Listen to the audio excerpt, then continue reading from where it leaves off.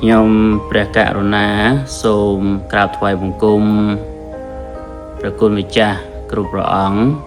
និងសូមចម្រើនពរញាតិញោមពុទ្ធបរិស័ទទាំងអស់អាត្មាភាពពនាមជឿននិលជាបច្ចាអធិការវត្តខ្មែរអន្តរយោប្រទេសកាណាដានៅទីក្រុងតូរ៉ុនតូញាតិញោមខ្លះក៏ធ្លាប់ស្គាល់ហើយញាតិញោមខ្លះក៏មិនទាន់ស្គាល់ខ្ញុំប្រកាសណាអាត្មាភាពមានបុណ្យខ្ពស់មានវាសនាខ្ពស់បាននិមន្តមកស្នាក់អាស្រ័យជាមួយញាតិញោមនៅក្នុងទីក្រុងតូរ៉ុនតូវត្តខ្មែរអន្តរយោយើងនេះតាំងពីឆ្នាំ2004ខែ4ថ្ងៃទី24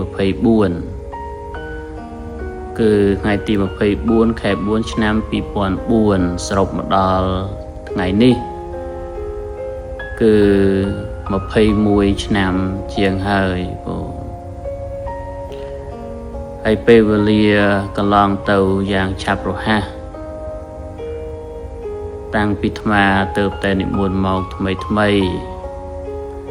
មានលោកយាយលោកតាពុទ្ធបរិស័ទអញ្ជើញមកវត្តច្រើន20-30នាក់នៅថ្ងៃរៀងរាល់ថ្ងៃសិលហើយនៅថ្ងៃសៅរ៍ថ្ងៃអាទិត្យសង្ឃាមន្ទៀងពេលវេលាកន្លងទៅញាតិញោមជាច្រើនអ្នកលោកអាចារ្យជាច្រើនអ្នកបានអនិច្ចកម្មអស់ជាច្រើនបាសកបាសិកាអនិច្ចកម្មជាច្រើនក្នុងរយៈពេល21ឆ្នាំនេះហើយវត្តក៏បានវិវត្តពីកន្លែងតូចមកដល់កន្លែងធំហើយជាពិសេសនោះគឺវត្តរបស់យើងសហគមន៍ខ្មែរយើងបានទទួលសិទ្ធិស្របច្បាប់គេទទួលស្គាល់ថាជាវត្តដែលយើងអាចប្រារព្ធនៅកម្មវិធីបុណ្យប្រពៃណីនិងកម្មវិធីបុណ្យតាមប្រពៃណីពុទ្ធសាសនាប្រពៃណីខ្មែរយើងសមរម្យយើងអាចប្រារព្ធបាននៅក្នុងទីនេះហើយក៏ជាទីគួរជាទីជ្រះថ្លារីករាយនឹងមោទនភាពសម្រាប់សហគមន៍ខ្មែរយើងនៅក្នុងទីនេះបន្ថែមពីនោះគឺយើងមានព្រះសង្ឃ4ព្រះអង្គសប្តាហ៍ថ្ងៃនេះ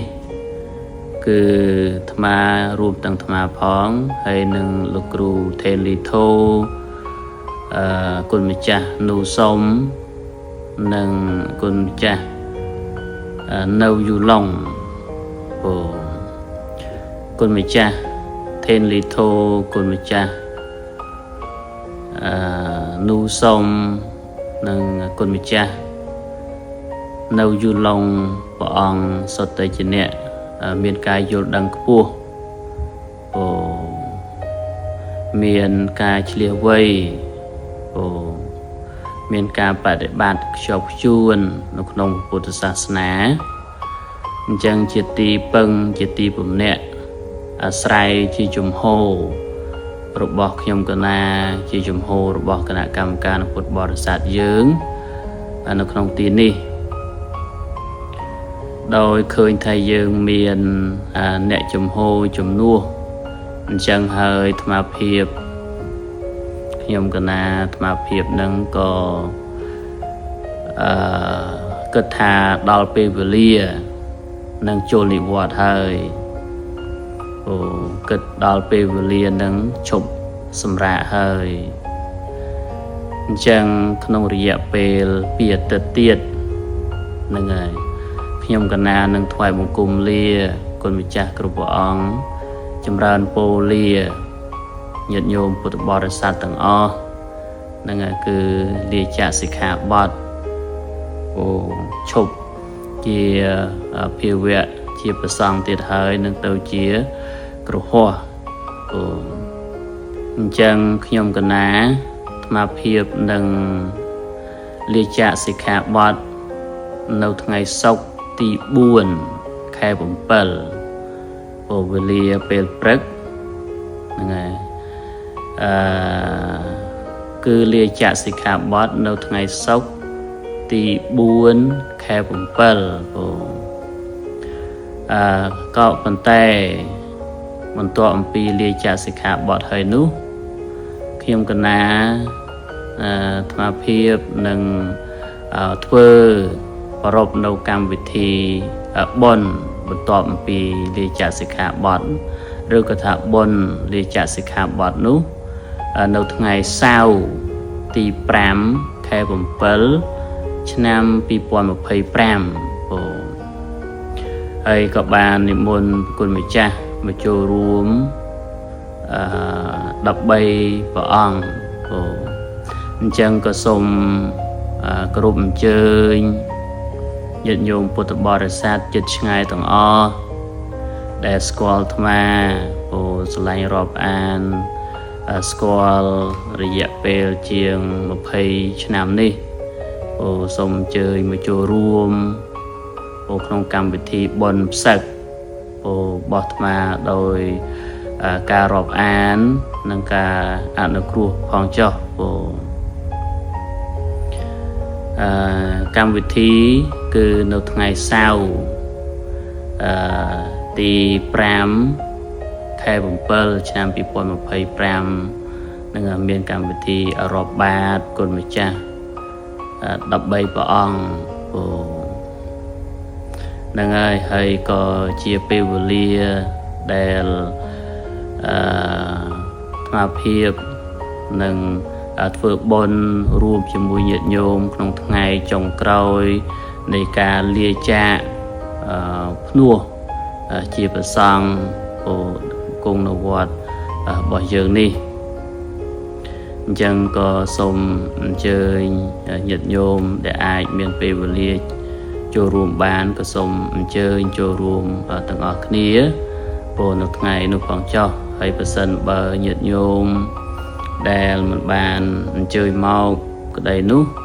ក៏អាត្មានឹងសូមចម្រើនពរលាញាតិញោមអញ្ជើញមកវត្ត